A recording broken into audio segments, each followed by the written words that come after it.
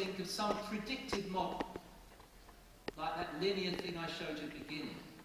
What Morse thinks of is what happened immediately before. And what happened immediately before that, which led to the death. And this leads Morse to pursue various clues. And this is, terribly, terribly enjoyable, but it's working in the opposite direction. You start with the outcome Y, and you don't think what could have predicted Y. You think what were the preceding conditions that led to Y. So, as the program, or as the novel proceeds, you're deliciously taking on a tour that takes you through exploring different preceding conditions. Then another. Some other characters are introduced, and a new line of investigation follows, and Morse pursues it. And that's equally plausible. And of course, you as the viewer or the reader are left in suspense because you don't know who it is. And then another, even more enticing possibility enters the frame. And then another. And then finally another. Then the denouement, where Morse reveals that it's actually the green light to X2 who's really the murderer, and we're left with a satisfactory explanation. Now, this, of course, is a genre in fiction, and it's a common genre in police investigation, investigative novels all over the world. I've quite decided yet whether Voltaire follows this model or not, but it's something we're familiar with. Why don't we use this model in science? Why don't we use this forensic model? I'll give an example here. The guy on the right there is it's a cartoon, famous 19th century British cartoon called Drink's Demons. And there you see the demons hitting him on the head with axes, drilling into his skull. He's got the worst hangover you can imagine. Now, if I was a public health practitioner, I'd say now, what could have predicted his hangover? Why has he got this drinking problem?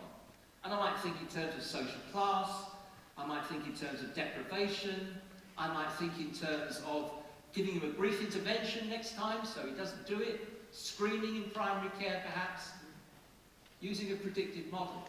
But why don't I ask a different question, which asks, well, why did he? Well, he could have a terrible hangover because he was celebrating there, graduation, or a sporting success.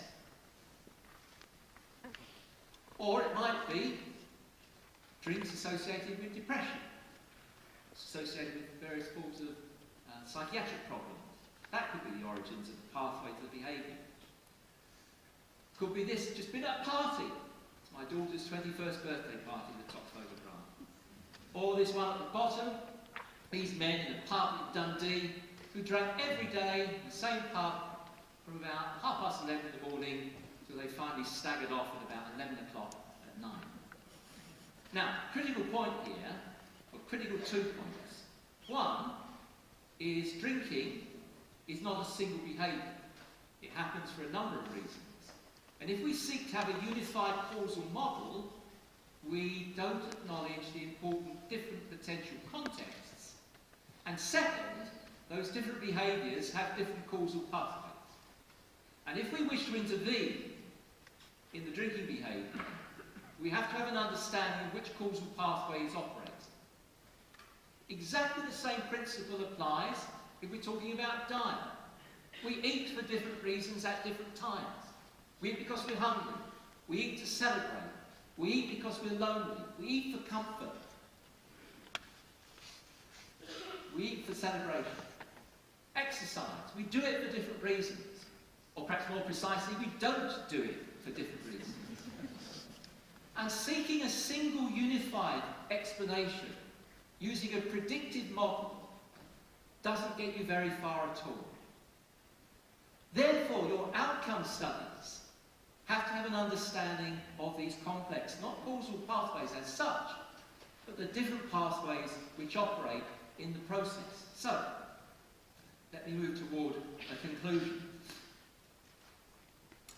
The implications, therefore, for the establishment of intervention studies, implications in the world of public health, but I would argue this applies equally well across a much broader field where one is interested in knowing what works, for whom and under what circumstances.